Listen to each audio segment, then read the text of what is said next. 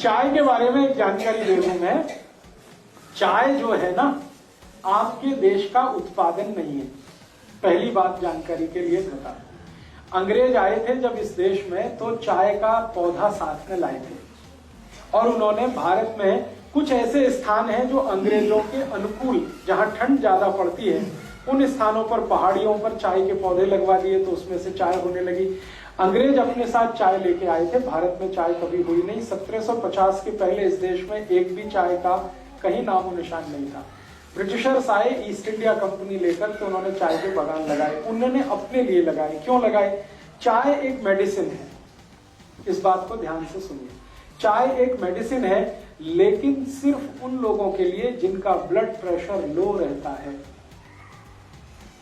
सिर्फ उन लोगों के लिए जिनका ब्लड प्रेशर लो रहता है चाय मेडिसिन है, और जिनका ब्लड प्रेशर नॉर्मल और हाई रहता है चाय उनके लिए जहर है। आज के न्यूज़पेपर में चाय मोटापा कम करती है, बता रहा हूं ना। आगे बढ़ते हैं। चाय उन सब के लिए जिनको ब्लड प्रेशर कम रहता है अमृत है, मेडिसिन है लो बीपी वालों के। लेकिन चाय उन सब के लिए जहर है जिनको बीपी हाई रहता है या नॉर्मल रहता है।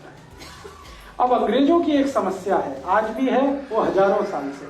सभी अंग्रेजों का बीपी लो है। सिर्फ अंग्रेजों का ही नहीं, अमरीकियों का भी, कैनेडियन लोगों का, फ्रेंच लोगों का, जर्मन लोगों का, स्वीडिश लोगों का, डेनिश लोगों का, सबका बीपी लो है। कारण क्या है?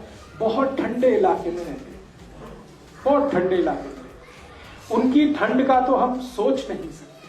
सर एक चीज, तनाव, टेंशन, डिप्रेशन बहुत ज्यादा है। मैं बताता हूं, अभी एक बात पूरी हो जाए तो।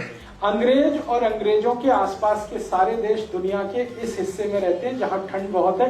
साल में 6 महीने सूरज नहीं, इतनी ठंड है। और आप अगर उनके यहाँ टेम्परेचर रेंज देखेंगे तो -40 उनकी लोएस्ट रेंज है।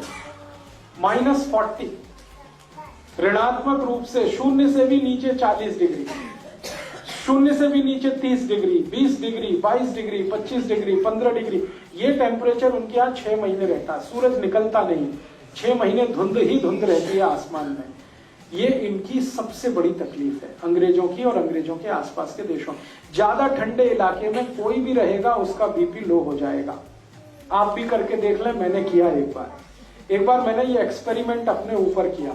बर्फ मंगाया मैंने, वो बर्फ की सिल्ली आती है ना, वो मंगाई और चारों तरफ सिल्ली लगा के अंदर में लेट गया। लेटने से पहले मैंने मेरा बीपी चेक कर लिया और लेट गया। 3 मिनट के बाद ही मेरा बीपी लो होना शुरू हो गया। 3 मिनट से 6 मिनट में इतना लो हो गया कि मेरी दम निकल जाए ऐसी हालत हो गई। 8-10 मिनट में ही मुझे बर्फ से बाहर आना पड़ा। फिर बीपी चेक किया, मैं कल्पना नहीं कर सकता इतना लो था, इतना लो था। फिर मेरे समझ में आ गया कि मेरे से ज्यादा बेचारे तो अंग्रेज हैं जो बर्फ की सिल्लियों में 6 महीने रहते हैं। चारों तरफ बर्फ रहती है, छत पे बर्फ रहती है, सड़क पे बर्फ रहती है, इधर बर्फ रहती है, उधर बर्फ रहती है। इतनी बर्फ होती है कि गाड़ियां बर्फ में दब जाती हैं। फिर उनको स्पेशल अभियान चलाना पड़ता है बर्फ को तोड़ने का। सारी सरकारों का बड़ा बजट तो बर्फ तोड़ने में खर्च होता है, कनाडा, अमेरिका वगैरह। तो वो लोग सच में बर्फ में ज्यादा रहते हैं, ठंड बहुत है, ब्लड प्रेशर बहुत लो होता है। अब तुरंत ब्लड को स्टिमुलेंट चाहिए। अगर बीपी लो हो गया, इतनी ठंड पड़ गई, स्टिमुलेंट चाहिए तुरंत बीपी बढ़ाने के लिए, तो चाय उसमें सबसे अच्छी है। दूसरे नंबर पे कॉफी। तो चाय और कॉफी उन सबके लिए बहुत अच्छी है जो ठंड वाले इलाके में रहते हैं। और भारत के ऐसे कई इलाके हैं जहां बहुत ठंड पड़ती है। अगर मैं जम्मू कश्मीर में जाकर ये व्याख्यान दूंगा तो लोगों से कहूंगा चाय पियो, कॉफी भी पियो, क्योंकि उनके लिए वो मेडिसिन है। आपको अगर मैं लेक्चर करूंगा तो आपको बोलूंगा आप मत पियो, क्योंकि आप इतने बर्फ वाले इलाके में नहीं रहते। आपके यहाँ थोड़ी ठंडी है, वो भी साल में 10-15 दिन की है।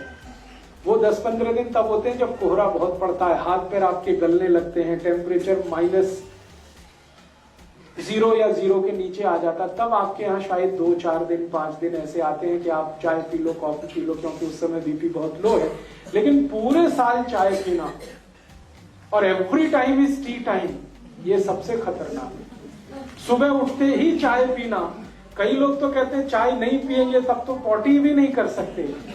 ये तो बहुत खतरनाक, ये तो बहुत खराब। इसलिए उठते ही चाय पीने का अगर आपकी आदत है तो इसको बदलिए, नहीं तो क्या होगा मैं आपको बताता हूं। अगर लो बीपी आपको नहीं है और ब्लड प्रेशर नॉर्मल है, चाय पीना आप जारी रखते हैं, धीरे धीरे हाई होना शुरू होगा और वो हाई होते होते फिर आपको गोलियों तक लेके जाएगा। फिर डॉक्टर कहेगा बीपी लो करने के लिए गोलियां खाओ, और जिंदगी भर चाय भी पियो, जिंदगी भर गोलियां भी खाओ।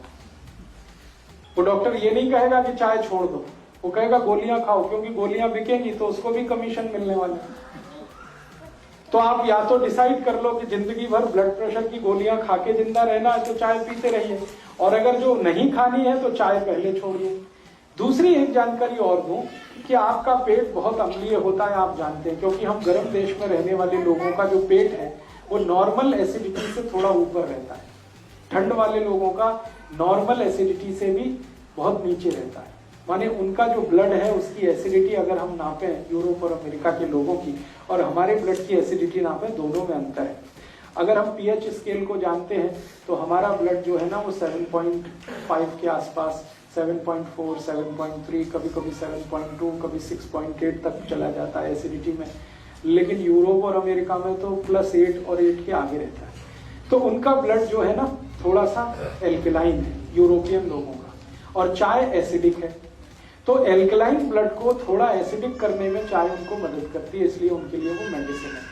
हमारा ब्लड पहले से ही थोड़ा एसिडिक है और पेट भी हमारा एसिडिक है, और हम चाय पी के और ज्यादा एसिडिक उसको बनाते हैं और ज्यादा अम्लीय बनाते हैं, तो जीवन का सर्वनाश करते हैं।